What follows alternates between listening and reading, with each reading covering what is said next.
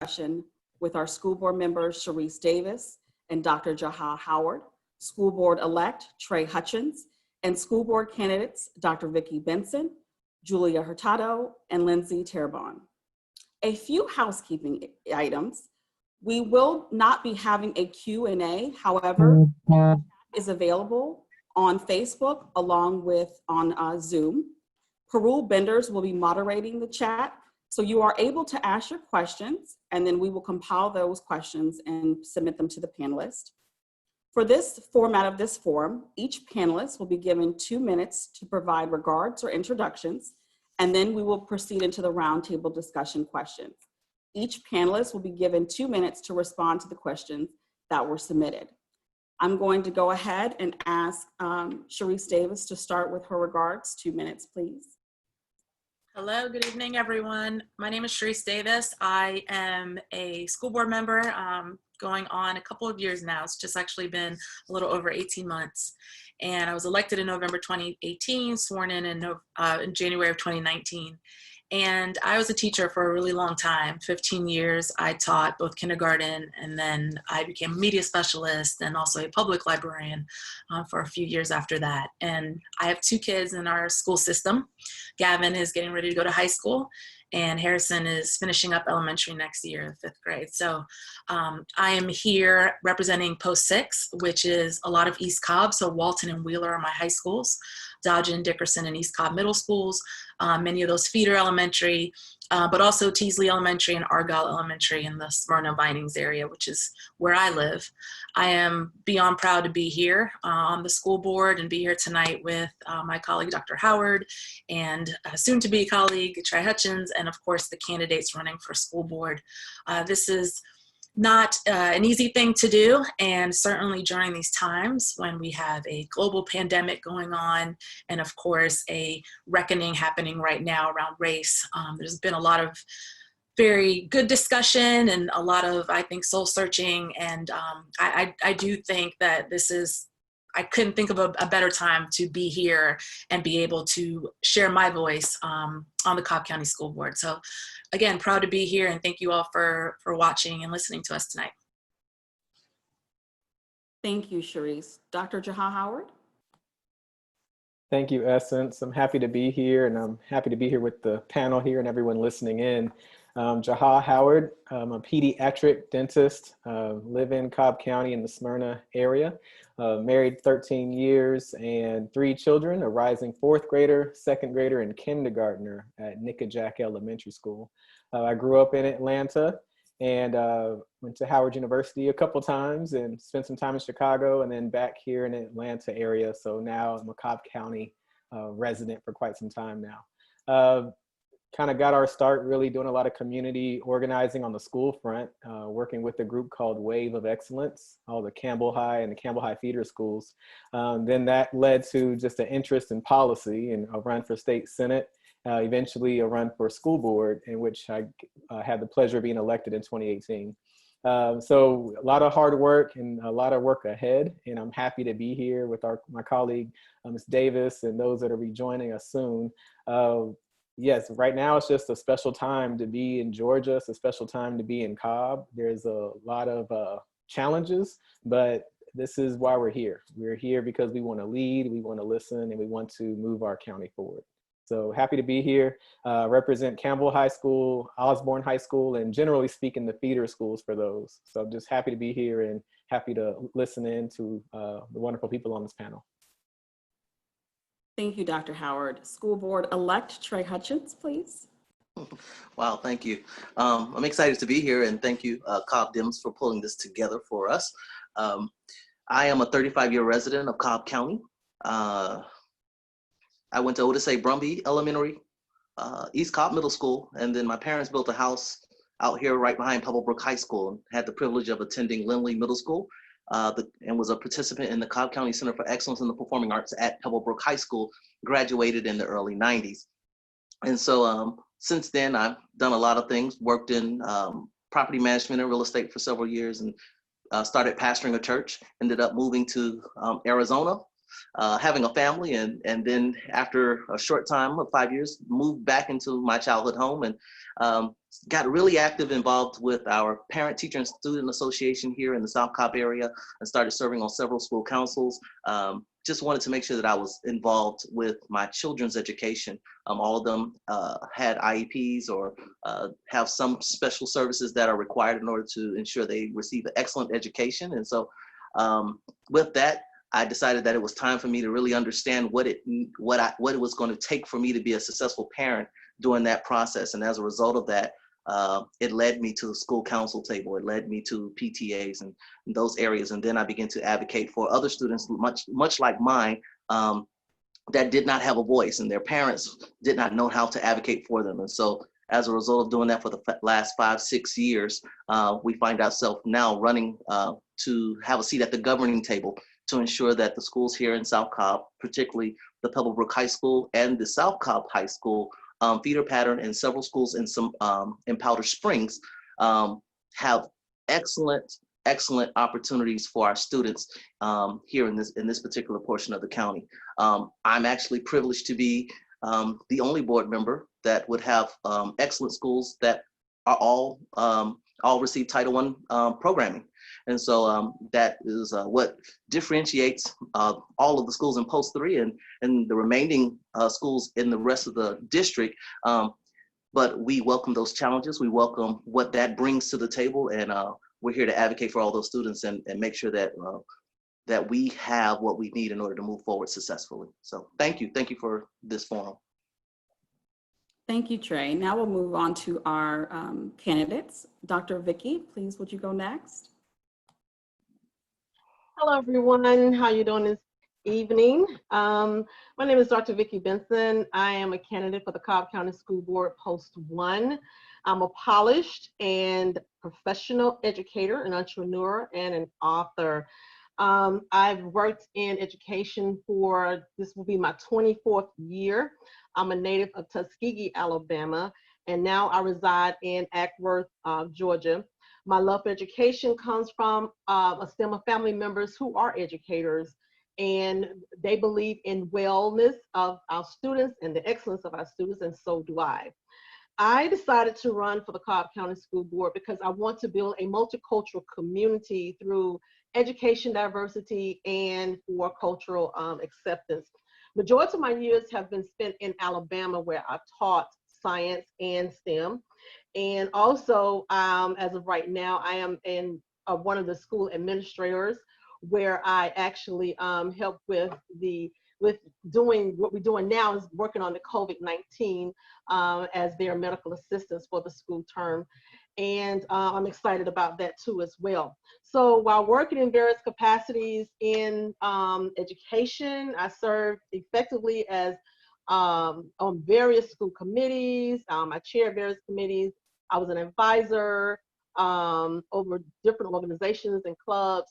I previously did a charter school governance council for Fulton County schools. I volunteered for 3 years with Destiny Daughters of Promise, and also I was their program evaluation director, where I did the data analysis with them. I also worked in Cobb County for 1 year at Wheeler High School, where I was their junior varsity cheerleader coach, as well as an assistant coach to the varsity coach. I also worked in Fulton County. In both of those schools, I taught science. I'm hoping to represent Allatoona, Kennesaw Mountain, North Cobb high schools, as well as the middle schools, which are Pine Mountain, Ackworth, Baker, Clore, Durham, and Barber. So I'm excited to be here, and I thank you all so very much for having me on tonight. Thank you. Julia? Hi, thank you, Essence and the Cobb Democrats, for hosting us this evening. My name is Julia Hurtado, and I'm the Democratic nominee for Post 5, which is Pope and Lassiter High Schools, our feeder schools, and some schools that actually feed into the Wheeler and Walton High Schools. So a little bit of overlap from our district and Post 6 in East Cobb. So for those of you who don't know me very well yet, I think the most important thing for you to know about me is that I'm running for school board as a parent. As a Latinx and Jewish household, honestly, I was a little worried about starting school in Cobb County because I was worried we wouldn't fit in. And I was so pleasantly surprised when we started elementary school at Sedalia Park, our Title I school.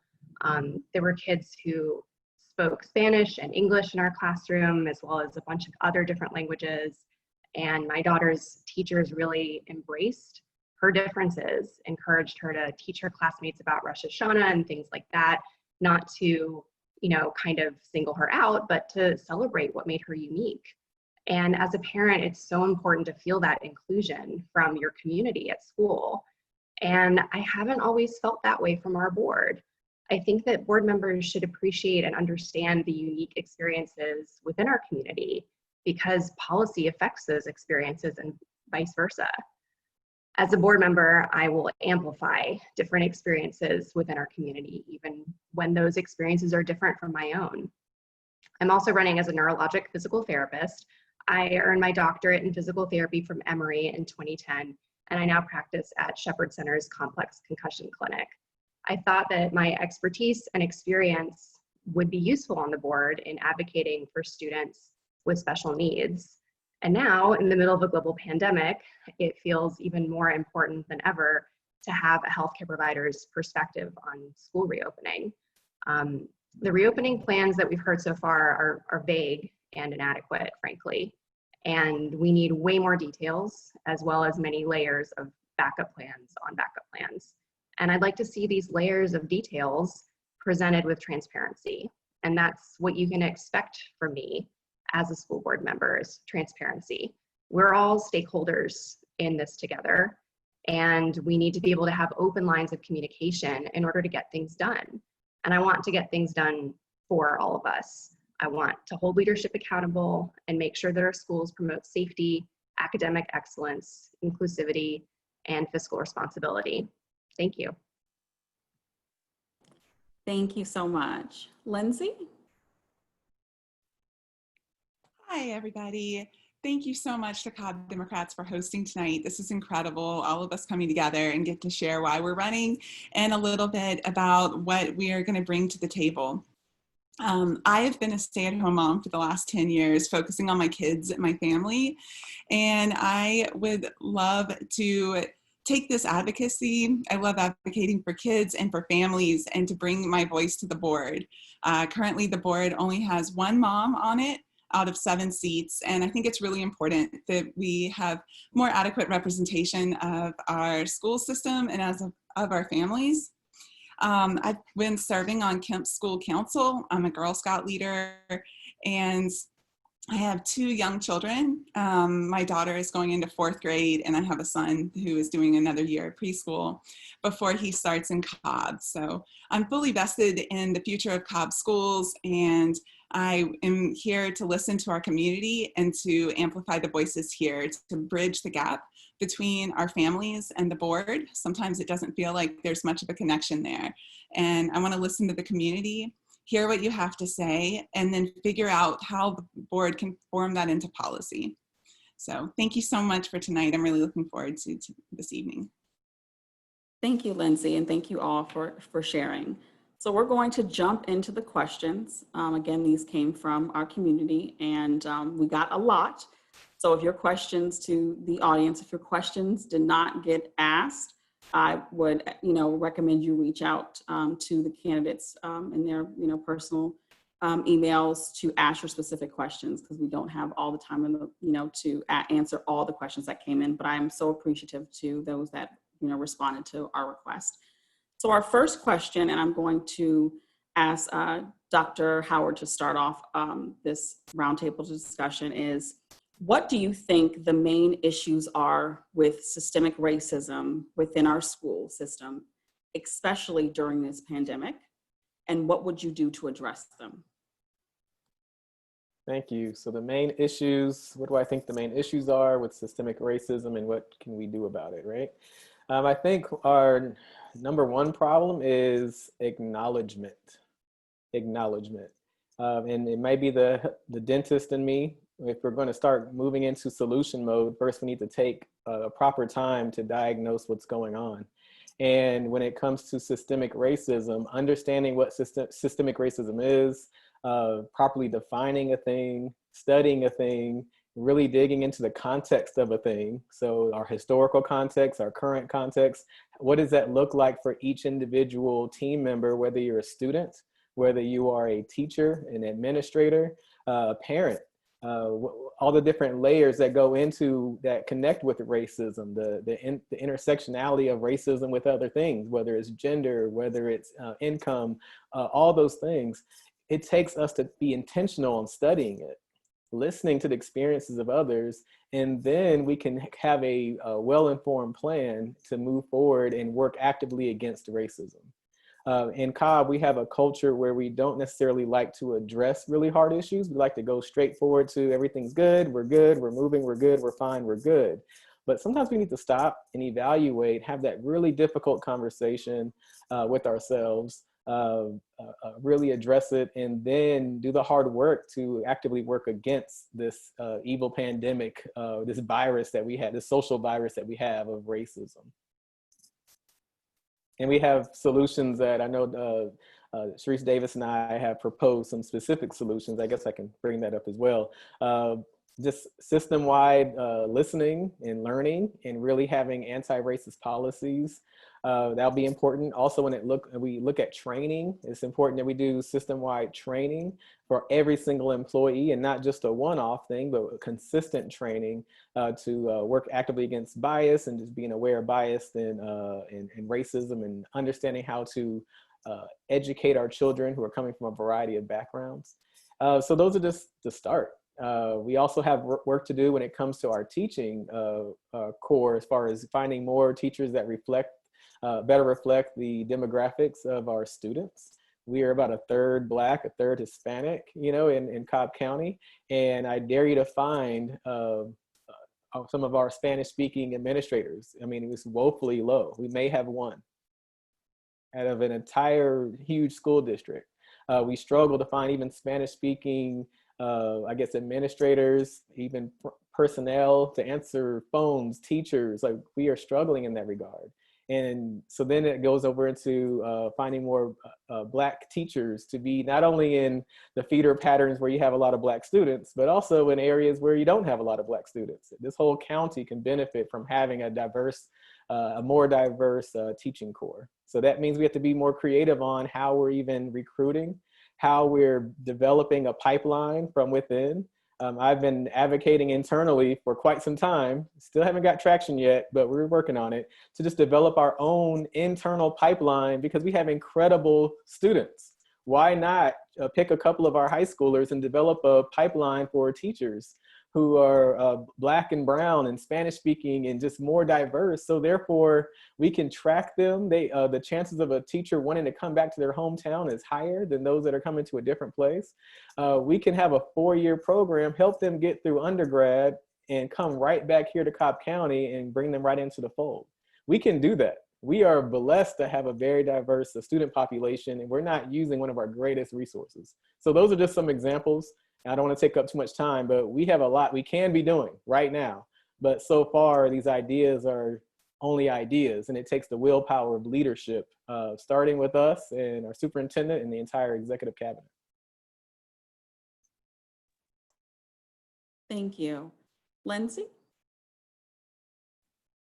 All right, thank you. So I think one of the main things is, like Dr. Howard said, we do have to acknowledge that there's a problem, that there is something to talk about, and that there is a conversation that should happen.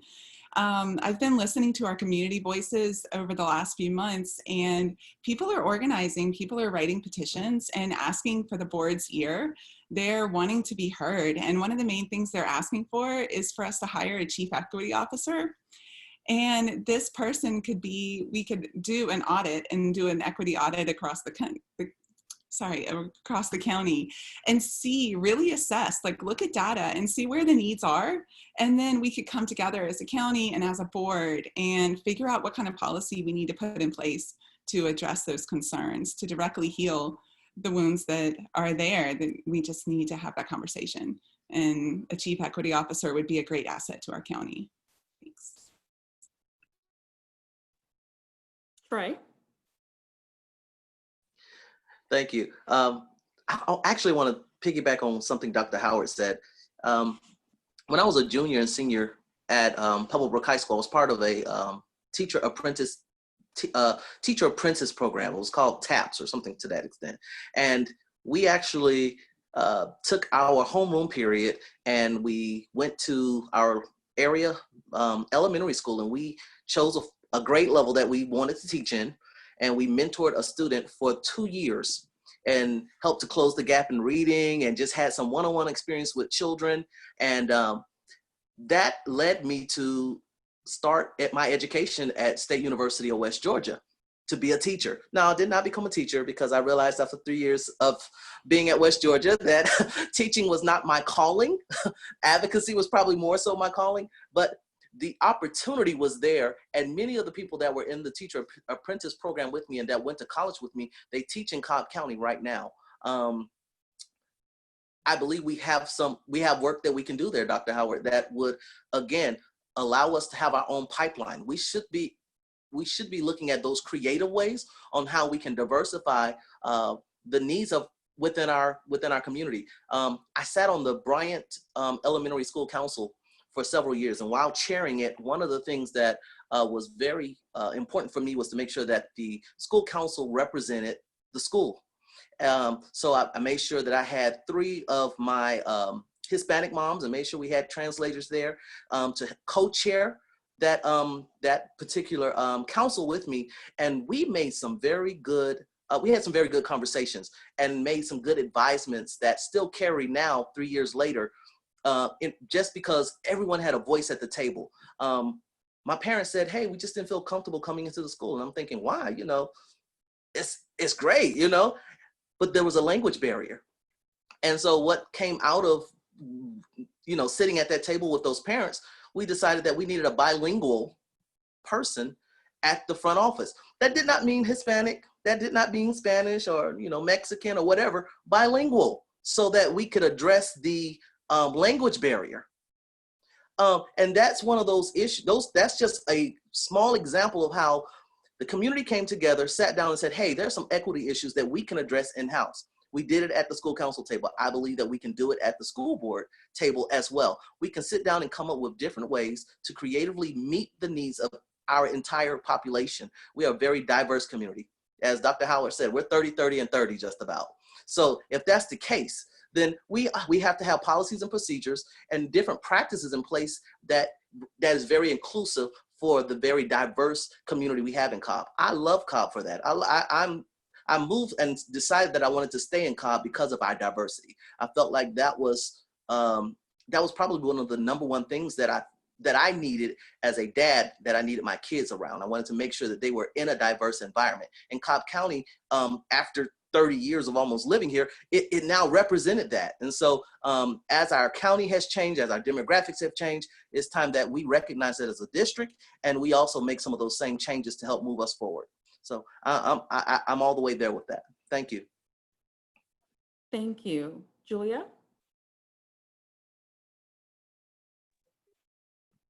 Thank you. Yeah, I think, Dr. Howard, you hit the nail on the head when you're talking about what's the main issue with systemic racism in Cobb County schools, is just to say there is systemic racism in Cobb County schools. I mean, that's the thing about it being a systemic problem, is it's everywhere. It's not just in one part of education. It's in our hiring practices. It's in our curriculum. It's, issues with bullying in our student body. I think that we have to be able to diagnose the problem head on and figure out what to do from there. I think that we need to consider the call to action that was proposed by Ms. Davis and Dr. Howard. We need to be able to identify where we're failing our Black stakeholders and our stakeholders of color, and we need to make changes from there. I love the idea of a chief equity officer, a cabinet level position, someone who, this idea, like Lindsay said, we keep hearing this from the community. This is what our community is asking for. And as board members, that's the responsibility the school board has, is to take the ideas from the community and translate it into policy. Trey, I love this idea of having like a mentorship kind of program. I think, when when students can see themselves in their mentors, when they can feel represented, that's huge. That's so important. And I think that there just needs to be a massive cultural shift. I think that right now, as Dr. Howard said, our culture is just about kind of, moving on and everything's great. And what that does is it ends up ignoring a lot of really important problems. We have this culture right now of default and other, and we need to kind of change our perspective so that we're truly one team and celebrating differences within that team. I think that when we start to evolve more with our cultural competency throughout our district, we are going to be able to attract more talented teachers, more talented administrators. But I think even before we get there, we need to make sure that we're doing everything within our power to retain the talent that we do have so that students are able to see themselves in their mentors. And that includes building relationships with marginalized communities throughout Cobb County. That means offering competitive salaries and professional enrichment opportunities. And that means we need to, when we talk about hiring the best, we need to keep questioning what the best is. So I think there's a lot of work that needs to be done here, but it's all worth doing. I think that we need to be able to listen to our community. We need to educate not only students, but our faculties as well, to make sure that we're addressing biases that we all have and putting together equitable policy, right down to having an equitable budget to make sure that students are getting everything that they need, regardless of who they are and what part of the county they live in and what their family may look like. Thank you. Dr. Vickie? Yes, everybody is correct. Everybody is absolutely correct.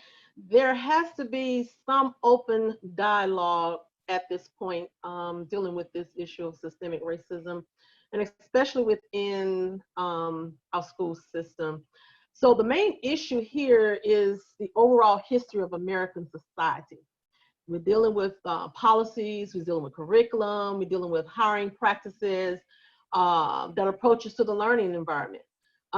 It is embedded in every aspect of our current school structure, and that's what we have to look at. However, it is eradicated. It's an eradicated system of racism.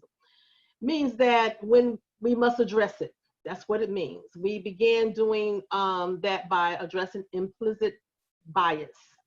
Anybody working with or making decisions for the public should undergo implicit bias training.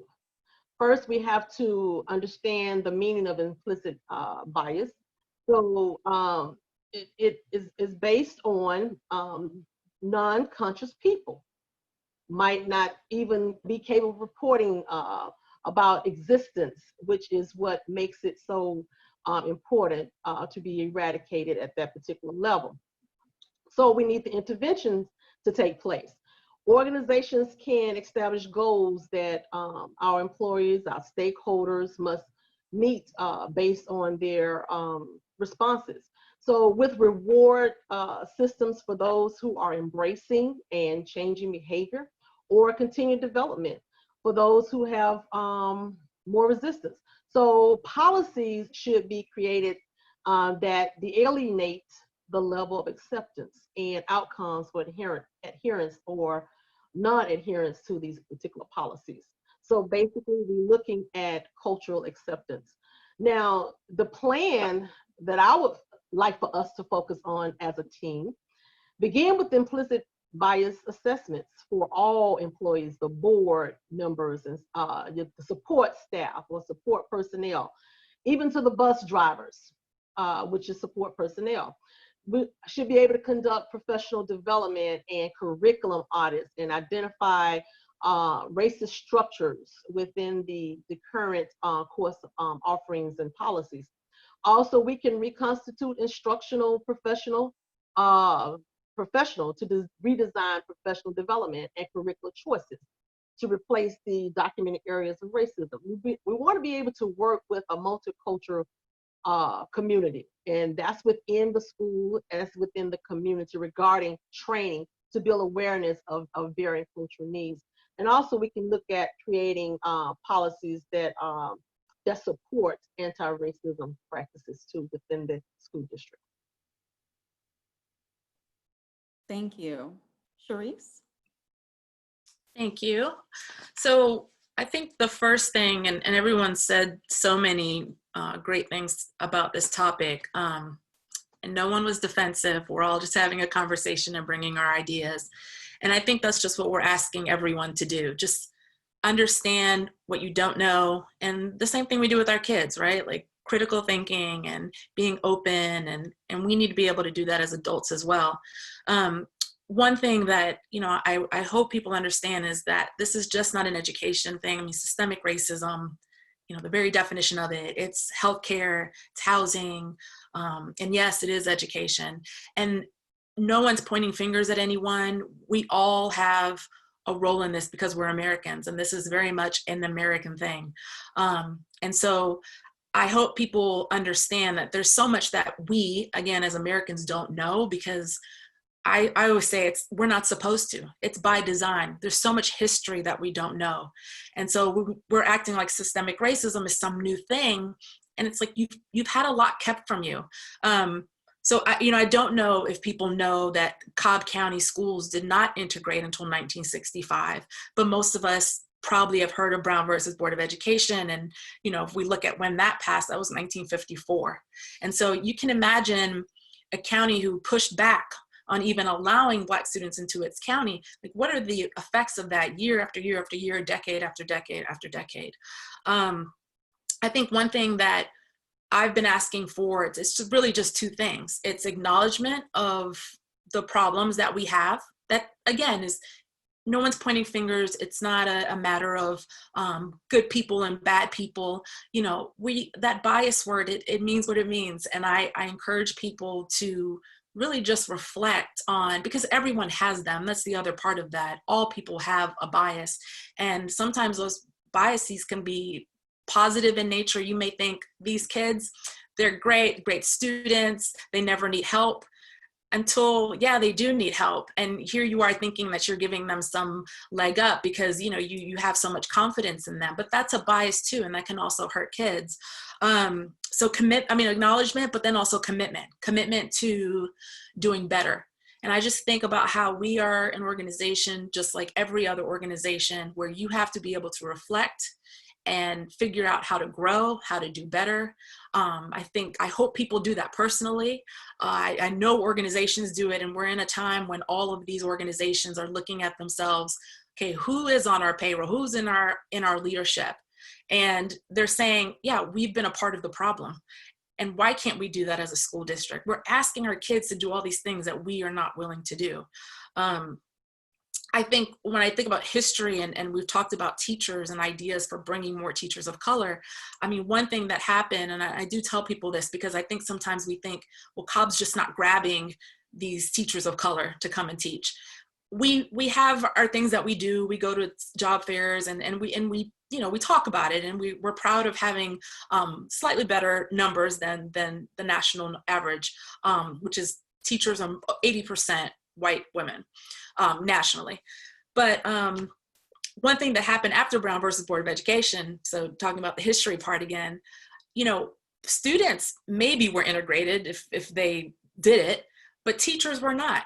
So you had this whole generation of teachers who had no jobs because white families did not want Black teachers. And these were people who could have been scientists and all these other things, and they were teaching and they didn't have a job anymore. So then what happens? Well, then their kids don't become teachers. And if you kind of just look at that and learn that, you can see we're feeling the effects of that today. So while we were not around, in understanding that, we know, okay, this is on us to correct it. So I think that just has to be the focus. It's acknowledgement and a commitment to just doing better. Thank you. So currently we are in a pandemic. We are going through some stuff throughout the United States, throughout the world, and in Cobb County. How do we plan to address FAPE, free appropriate public education for children with disabilities during this pandemic with adequate services digitally? Do we need to reallocate funds to ensure we are meeting the needs of our students with disabilities? So it's a two-part question, and if I need to repeat it, just let me know. Julia, I'll start with you. Sure, thank you. This is a hard one because my public health opinion, my personal opinion, which I think is a pretty informed opinion, just given my professional background, is that there is no ideal solution right now. You know, we shut everything down, including our schools, back in March to buy ourselves some time to develop a plan so that by the time fall rolled around, we had everything together a little bit more. And we don't, not as a school district, not as a state, not as a nation. It kind of makes it feel like we shut down for nothing. And what I'm hearing from the community is just a lot of anxiety about, I mean, I have anxiety about that. My husband and I both work full-time in careers that we're very deeply invested in. And, you know, we never imagined we'd be homeschooling. It's really, really hard. And even though our daughter hasn't tested for gifted yet, she definitely seems like she's on that track that she'll have some special needs with education, right down to the inattention that a lot of gifted students have. And, you know, as someone who's providing telehealth for some of my patients right now, some I'm seeing in person and some are opting for telehealth. Telehealth, a virtual platform, is incredibly overstimulating for brains that already have a hard time processing sensory input normally. So, you know, this is a really, really tough situation. So I think first and foremost, we need to all come together through transparent communication and have mutual understanding that we have common goals in mind and that we're trying to make sure that our schools are as safe as possible and that our virtual platforms are the best bang for our buck and making sure that kids who are choosing a virtual option aren't falling behind. I think when we look at free appropriate public education for kids with disabilities during this time, we have to make sure that we are reallocating funds to make sure that we are meeting the needs of those students first and foremost. A lot of what I'm hearing from our very minimal plans from the board and our superintendent right now are we have option A or option B, and then everything else will kind of fill in the gaps later. And I think because things are more complicated for this population, we have to kind of begin with them in mind. How do we accommodate them first in terms of our budget and in terms of our planning? And then we need to look at more mainstream education from there. But we have to start with our kids with disabilities first. And I think from there, there needs to be consistent communication that is effective and transparent and tons of collaboration between educators just to make sure that our teaching is standardized as much as possible, because we're constantly going to be reinventing what that looks like. I think that our instructional practices need to be incredibly innovative right now. And from there, we need to be able to plan ahead to anticipate what's going to inevitably go wrong. What happens when, not if, but when schools close again? What happens if a kid's out sick or their family members are sick and they can't get to school safely? We need to be able to plan ahead to provide some compensatory services. I think starting to budget for things like additional school days, including, you know, the free and reduced lunch and breakfast that will take place on those additional days, and paying for personnel on those days, personnel that are oftentimes hourly workers. I think that that's something that we need to make sure we're considering so that every kid has a chance to get caught up and stay caught up.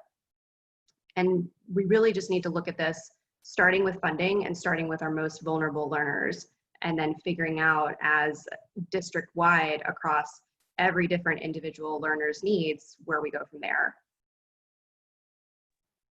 Thank you. Does anyone else have anything to add? Trey? Okay, so maybe for the last 3 or 4 years, I have served as a state advisory panel member with the Georgia Department of Education for special education. I will say this, our state director, Dr. Zelfine Dixon-Smith, has called a special meeting for the panel to come together at the end of this month to discuss this very thing. This is a big issue nationwide. It is also a big concern and a big issue statewide. And so while I don't have the answers right now, we will be convening at the end of this month to, help craft guidance for local education agencies around the state, because this is a big concern. As a father who has children with special needs and IEPs. My oldest, he graduated from Pebblebrook High School in 2016, and his diagnosis is mildly intellectually disabled. It was a challenge. It was a challenge just to get him to graduation. It was a challenge to get him into a trade and into a skill set that best met where he was, intellectually. And so now when I look at my two younger boys, I have a fourth grader who still reads on a first grade reading level. And so when I'm looking at these already challenges and these gaps that we already have, and now we have COVID-19 on top of that, it is concerning. I'm more concerned about how we move forward even past COVID-19 and how we do, as Julia said, compensatory services and things of that nature, so that we can help close these gaps that are just continue to widen as a result of the pandemic. So the end of the month, we should hear something from our state director at some point. So I just wanted to add that people are working on this statewide for us. Sorry, I was muted. Thank you, Trey. Does anyone else have anything to add? Lindsay? You're muted. Sorry, okay. One thing I'd just like everybody to keep in mind, I've been talking to a lot of moms lately, and I keep hearing from a lot of different moms and different friends of mine that parents are really worried.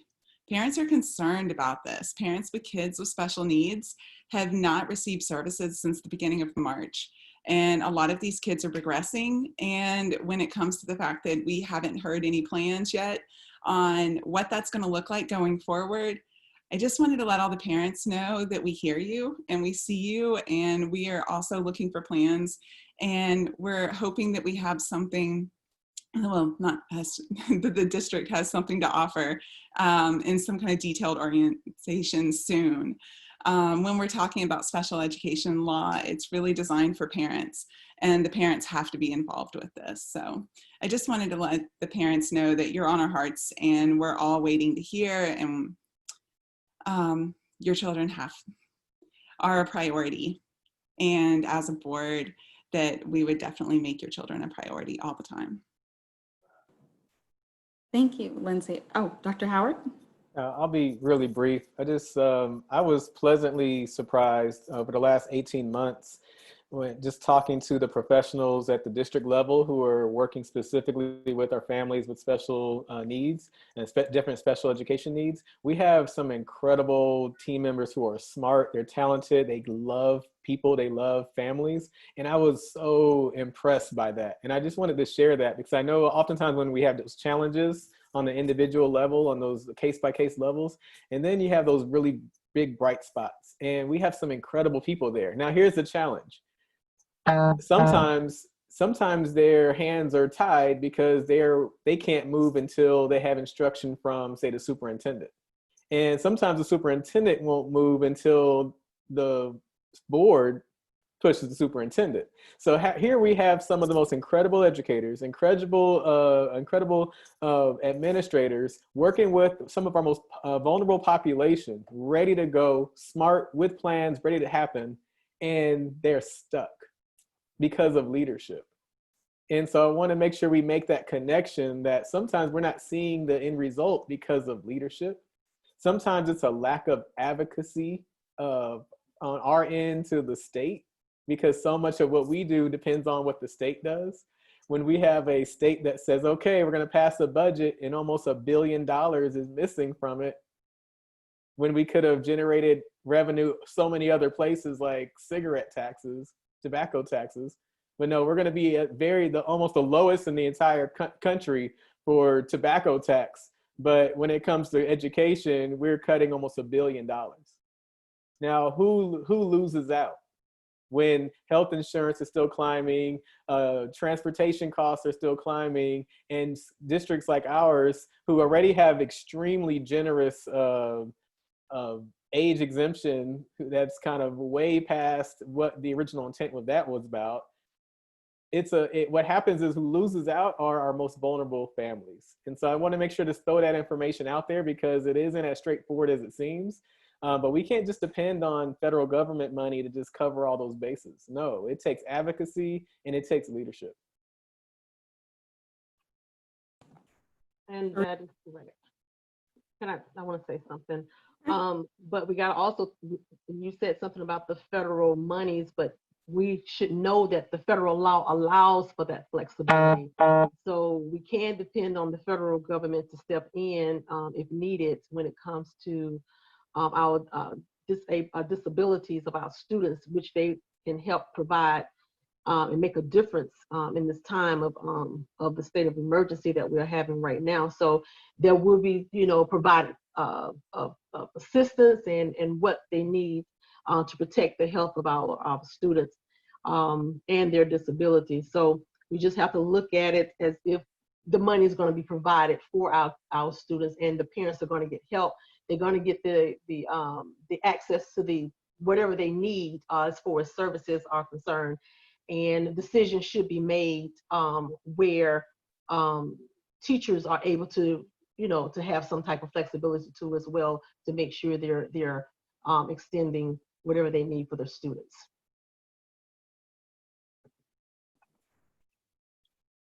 Charisse? So thank you, Essence.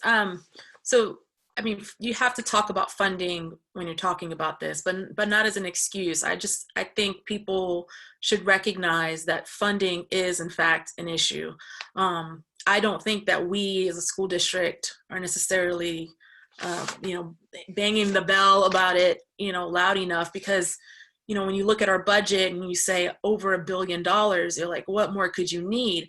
92% of that is our salary, healthcare insurance. I don't think anybody on here could say their healthcare costs are going down.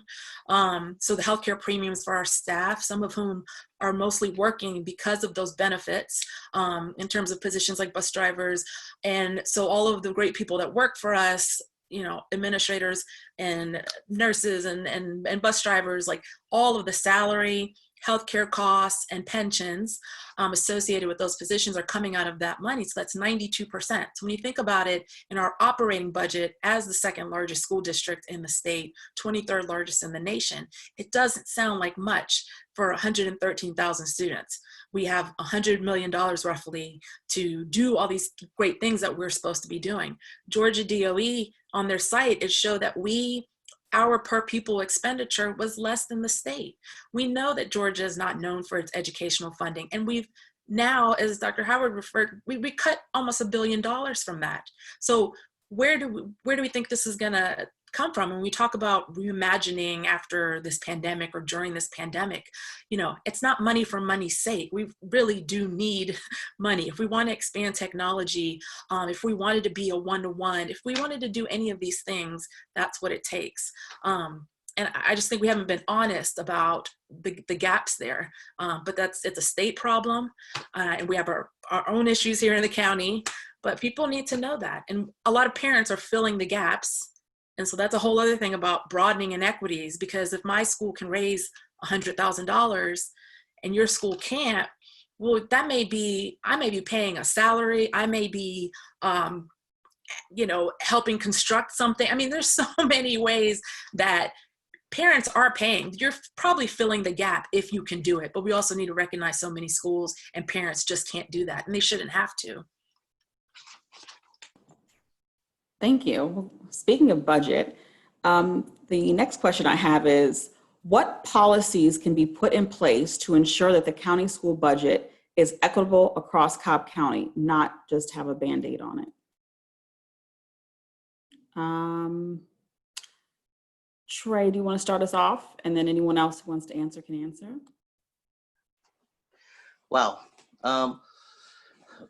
It's something that we've talked about several times, and I want to bring it back to the table again.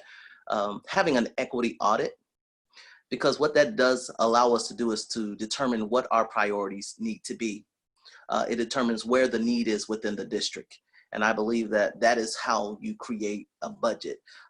You create it around the need. So if we determine that the need is ensuring that children by third grade are reading on grade level, and we want to close that gap, then that's where you put your resources at. And so I think that is where we start. Again, we have to get to the point to where we believe that equity is the deciding factors. We have to be able to say it and then move forward with a plan that actually looks at every line item and say, are we equitably spending our monies here? Is this the best use for Cobb County as a whole?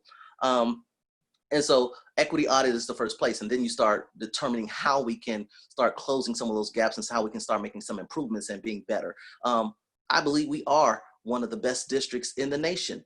But we have opportunity to be better, and addressing those needs is going to be one of those areas in where we can improve and be a better district, because now we have set ourselves up to say, hey, we are concerned equally about everyone in Cobb County. And so, and that's what that saying we're going to have an equity audit and make funding based on that, that's what that tells not just the state of Georgia, but it tells the nation that's what we are. That's who we are as a district. So that's why I think we should start first with that.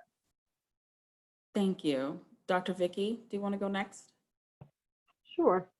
Well, when we take a look at the question, I was looking at the question very closely about policies. I don't think the policy really needs to be changed. What really needs to be done is to have a diversified approach, which actually includes advanced data analysis to identify students that are at risk and actually targeting and supporting these students. The budget policies are adequate versus equitable. So we're looking at two different things here. So we want to make sure we have enough funding that goes across the board, which is equity for each student. So we want to focus more on school-based budgeting as far as the students are concerned. So if the state budget is cut, the district budget is cut.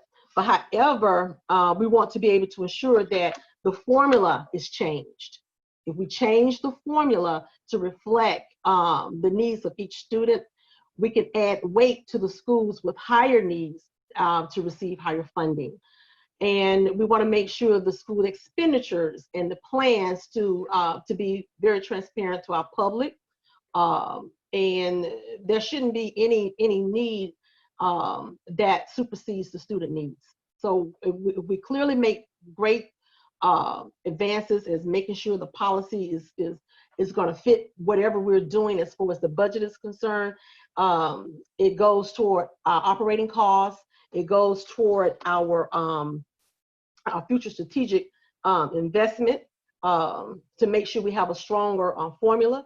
And it also goes toward making sure that the student needs are being met within the school district. Thank you. Dr. Howard, would you like to answer that question? I don't want to add too much. Maybe just bring the fact up that SPLOST has a lot to do with this as well. Our capital projects are primarily funded on that 1 penny tax in Cobb County. And so when we're looking at assessing equity and budget, it is important that we, again, are honest with how we've used SPLOST money through SPLOST 1, SPLOST 2, SPLOST 3, SPLOST 4, and we're currently in SPLOST 5, which is almost like this correction SPLOST for all the stuff that we've missed over the years with the projects going on right now.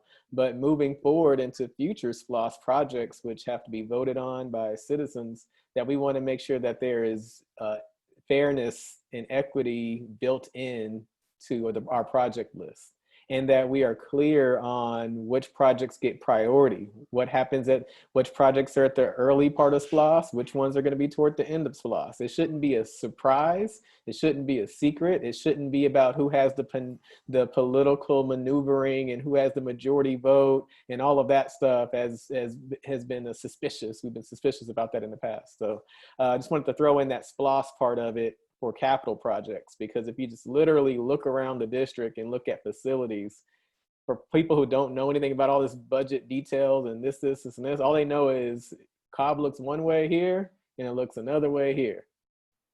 And we have to do what we can to correct those measures. Thank you. Anyone have anything else to add? because I know we're getting down to our last few minutes and I wanted to ask one more question. So anyone else have anything to add with the budget? Go ahead. Just real quick, because I mean, y'all really touched on, I think, most of the highlights.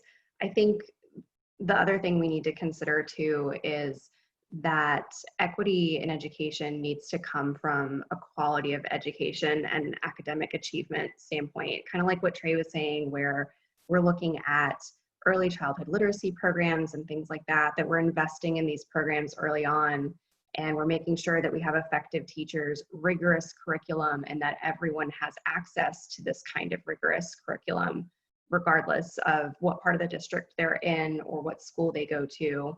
I think that from there, it's not just that we put out policy and then leave it at that. We need accountability frameworks in place so that we're continuing to monitor this and make sure that what we're doing is working and that those programs are accountable. Thank you. Lindsay, you want to say something? Go ahead. Sure, just real quick.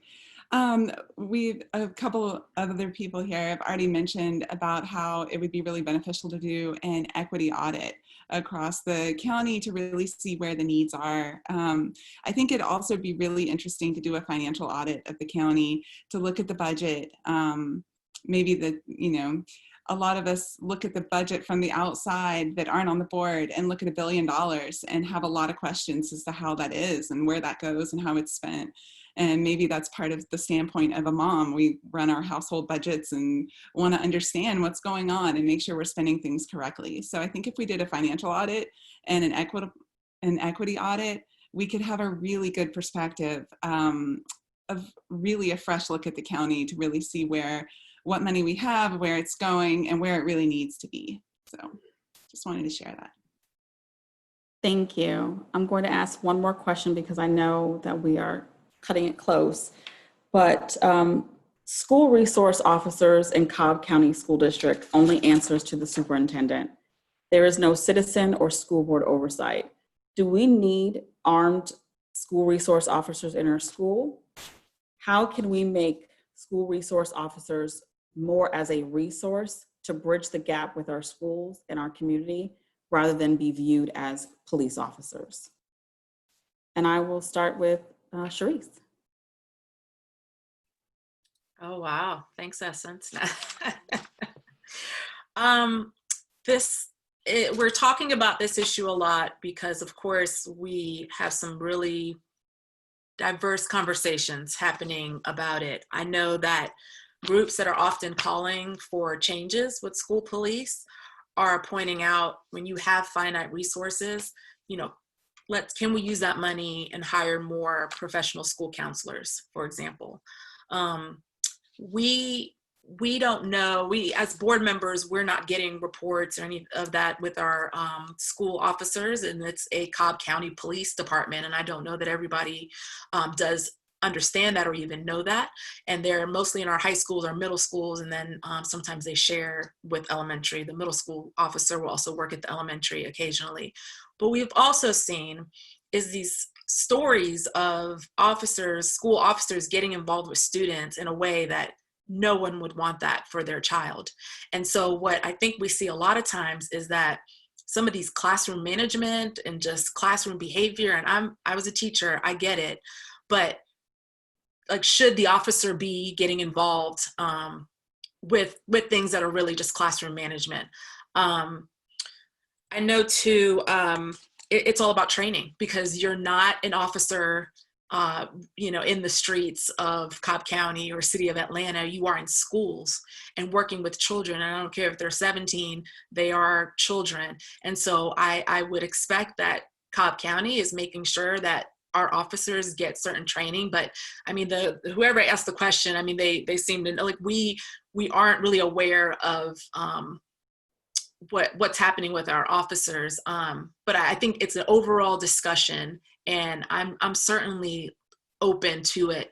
But yeah, it's an interesting time, and I know that officers they're in our schools, but yeah, they can be partners rather than something that's punitive for kids. And then we have to really ask ourselves too, you know, do we just feel safer because they're just there? Well, I think if you look at schools where something really terrible has happened, there are often officers there. So I also don't want us thinking that, you know, just having an officer is something that's preventing some things from happening. Whereas we do know that counselors and kids trusting counselors and talking to counselors can really make a difference. So thank you.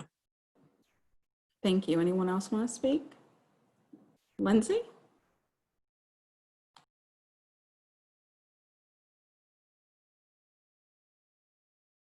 Sorry, I lost you for a second.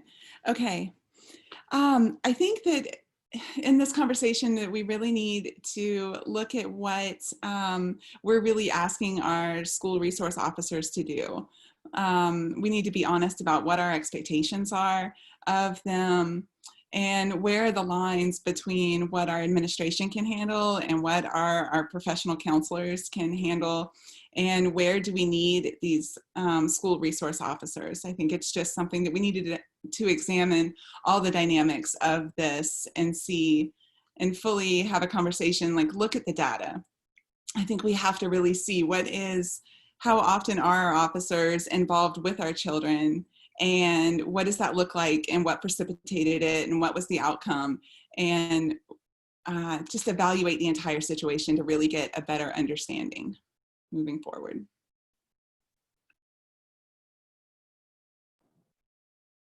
Anyone else have comments or response? I just want to piggyback off of Lindsay, and that is true. What are the expectations? That's what we have to look at, and we have to make sure that within our school there is a clear, concise understanding what the officers are supposed to do, and they're there to protect us or make sure there's safety, support safety for the school, the whole entire school.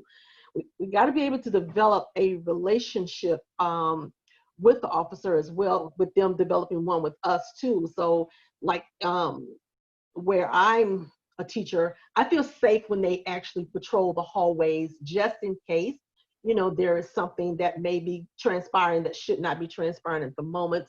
So I feel much safer when they're there. But we also must understand how we can make them feel as if they belong, you know, with the family. And so there are several things that we can actually do as far as making sure that there's always a two-way communication too as well. And that's communication with the administrators and communication with the students, the families, and we can, you know, we can have different activities that, you know, so the families can feel comfortable that the school resource officer, while he's there at the school.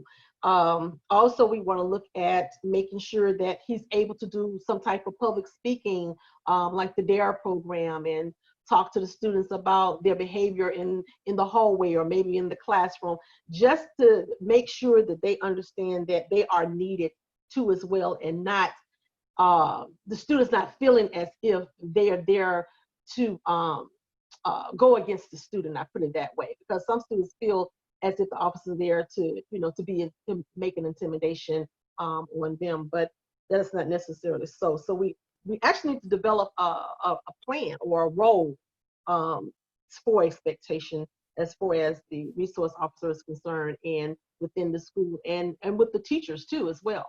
So I'm about supporting the school resource officers. I've never been in an incident where there was something that's actually happened. Maybe a fight has broke out or something like that, but nothing tragic or anything like that. But the gap can be closed if we actually have a two-way communication, maybe a three-way communication with the officer by making, you know, developing a plan. I think I saw Julia's hand raised. Okay. Thanks. Yeah, I think you make a really good point, Dr. Benson, about how these school resource officers are oftentimes the most visible and accessible officers throughout our county. So I think this is just another example of where diversity, equity, and inclusion practices in hiring can be really important.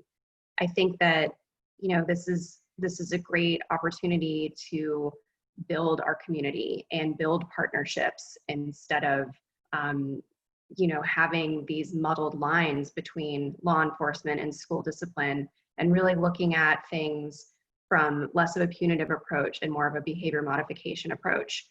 I think other questions that we need to be asking too are, who's benefiting? Just with any policy, we need to ask who's benefiting from this policy and where did this policy come from?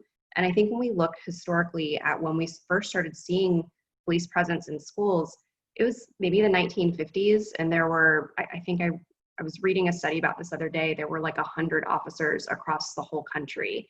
And it really wasn't until like the 1980s, when being tough on crime was so politically fashionable, that we started seeing this. So it's just so prevalent. And I think this is another example of how school policy needs to be nonpartisan, because when we're talking about our children, this is bigger than politics. This isn't about doing what's politically fashionable. It's about looking at data and figuring out what actually works. Charisse, you mentioned that there have been kind of more famous cases in the news where something horrific has happened. I grew up in Parkland, Florida. My husband attended Marjorie Stoneman Douglas High School, and I didn't. I went to school down the street at the school who lost to them in football all the time.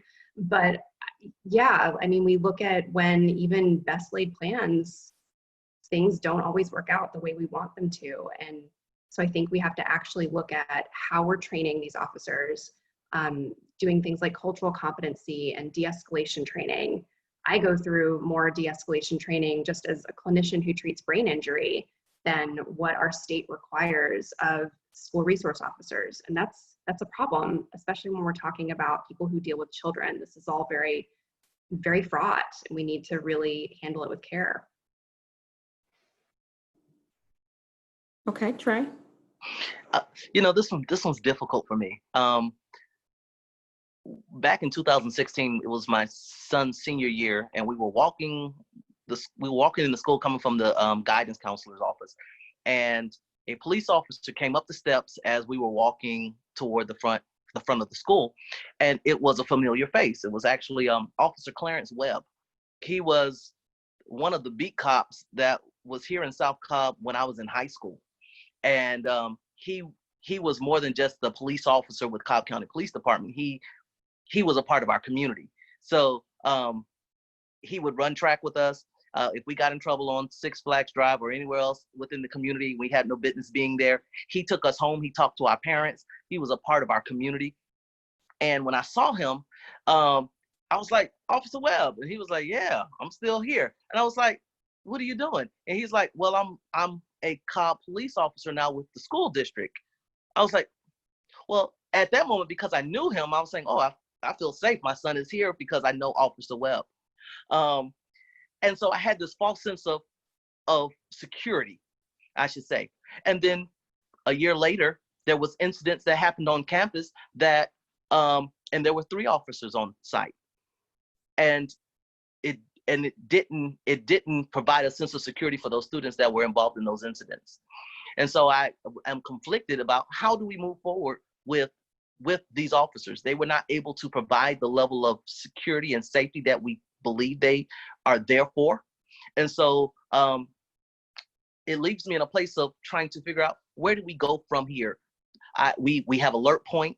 We have all these other measures in place as far as your ID coming into the building. And I think we do a good job with, some of those other security methods. And so it often leaves me wondering, what are we doing all day with our police officers? Many of them are shared between a number of schools. One officer, she's running between 7 schools. So how effective is that work that we're requesting of these officers when we're a very large district with a very small police department? What are we getting? What are we getting with this? And so it is something that I think we need to evaluate, and as we move forward, and to determine, what will be the best use. I looked at Atlanta public school system, and I looked how they revamped their police department many years ago, and they have resource officers, school resource officers. They don't have guns or anything like that, but they serve as a resource to students, those that may be dealing with truancy and things of that nature. They have a caseload. where they are actually calling homes and going to students' homes and finding out where they're at and why they're not at school, and they're actually mentoring students in the building. And so when I see that model, it makes me think that there's more that we can do to have a bigger and a greater impact with our schools in Cobb County. So I do think it's something we need to evaluate and look at and see how we can be better.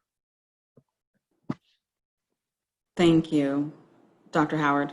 I just wanted to thank all the panelists we were talking about approach and philosophy and having an idea of evaluating ourselves, seeing where we can improve, and doing better.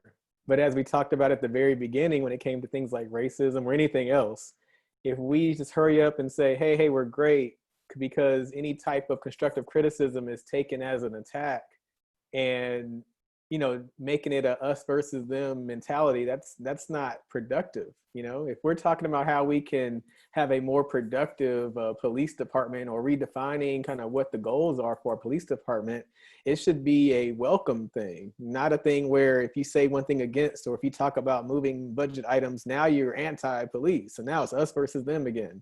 And we got to stop this, and here we have an opportunity to demonstrate leadership and model that. And also be humble enough to say, maybe some other districts, got this part right. They're going in the right direction. We can learn from what they did. How can that look here in Cobb County? So I just appreciate what everybody's mentioning, but we're talking about relationships, philosophy, approach, and that's just an adult, mature conversation. That's in marriages, that's in your work relationships. This is basic human interaction. And I'm really excited about the leaders on this virtual call here for us to even talk like this and approach any situation, whether it's officers, whether it's funding, whether it's racism, whatever it is, we should be up for the challenge with just a different approach and a desire to get better. Well, thank you everyone for the panelists that joined us tonight. We are over our time, but this is great dialogue and a great opportunity for our community in Cobb County to get to know every candidate who, one is an elected official that's sitting on the school board, those that have been elected to the school board or school board elect, and the candidates who are running to unseat these incumbents. And if you just stop and really look at the Zoom right now to see how wonderful this would be to have in 2021, and to elect the next candidates to take our school board to where we need to go, because our community deserves it, our children deserve it, and we are in a time right now where everyone is trying to figure out what to do, what's in the best interest of their child or children, from a safety perspective, but also from an educational perspective. And again, I would like to thank you guys for coming. I know it's raining outside, and I was hoping that the internet would stay, but again, I appreciate it. And for those who are listening, please support these candidates. This is a long task. This is a heavy load, and we are doing it in a new way now. So it is important for us to support these candidates and to engage them and ask them questions. And we are going to, the Cobb Democratic Committee will be doing another platform, again, a virtual forum, to have more roundtable discussions. And we look forward to you guys joining us again. And I am going to sign off. And again, thank you and have a wonderful evening. Thank you, Essence. Thank you. Good night. Thank you, Cobb.